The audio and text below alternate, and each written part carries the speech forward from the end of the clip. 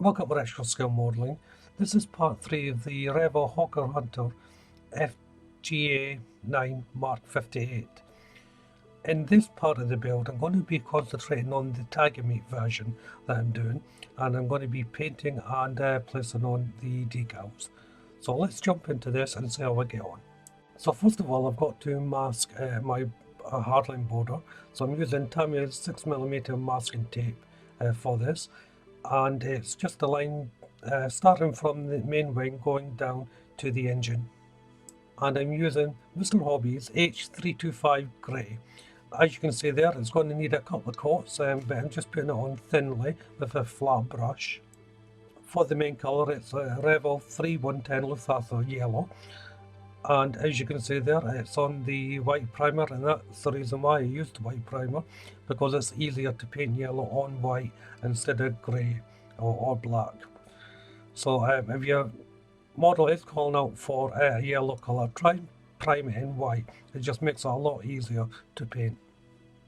I should say as well, I didn't film it, but I remasked the hardline border from the underneath of the fuselage. Once the grey was dried, I varnished it, then put another piece of masking tape on for the hard edge going up to the yellow. For the Tiger Meat stripes, I'm using Revell 302 Silk Black, and the pattern I'm doing here is half random, half following a photograph, what I found on the web.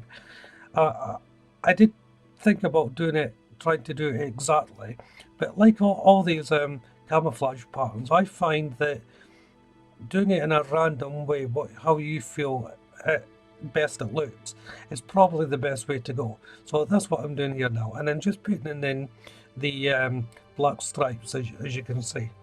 The key is to do thick lines and thin lines as you go along, and think of how a pattern looks on a tiger, and as long as you get a rough approximation, it'll look okay.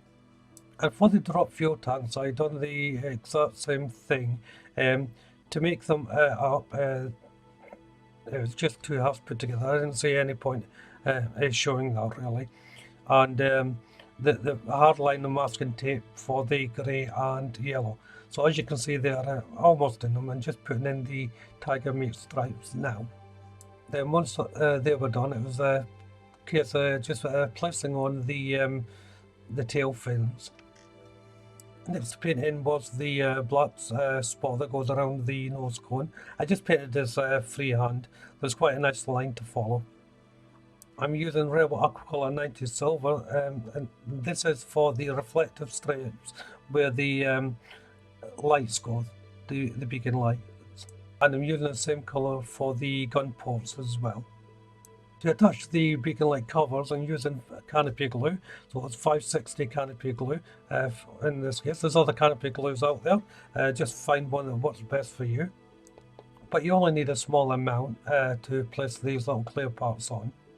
There's a couple of decals I've got to go on the bracket that holds the drop can.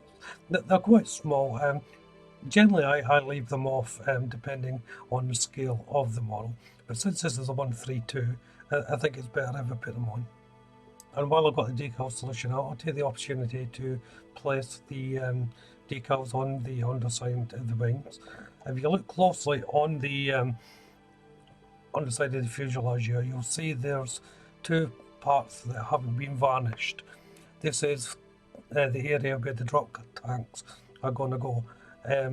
I don't varnish them because I would just have to scrape off the varnish when it comes to cementing them in. So it's better just to leave that bit of varnish off.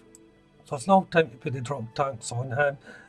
There's two location holes that I drilled before I put in assembled the wings, and they should just drop in. Depending on which type of drop tanks you're doing, of course, there is larger ones that can go on if you wish. So what I'm doing here now is making the hole to receive the display stand. So I'm just using my pin drive just to make a pilot hole first of all, and then I'll just simply use my knife to cut away the excess from the pilot hole, just increasing the opening as I go along to receive the stand. So just measuring it as I go to make sure I'm not cutting out too much. It doesn't take long to do, just very quick. If you do it, be careful, because sometimes the fuselage can crack open. Mine's did there, but it's a simple case of re-cementing it, and it does it no harm really. And while it's on the stand, it's a good time as well to put on the decals for the rest of the aircraft. Now, some of these decals I have left off because they weren't designed for a yellow background or a black background. So I've put on as much as I can, but the main ones are on there. I'll bring this video to an end. The next one will be concentrating on the other Hunter. So if you haven't done so already, why don't you subscribe to the channel to get the updates for this build and of course my future builds. Hit that like button and of course leave a comment. But for now, thank you all very much for watching. Bye bye.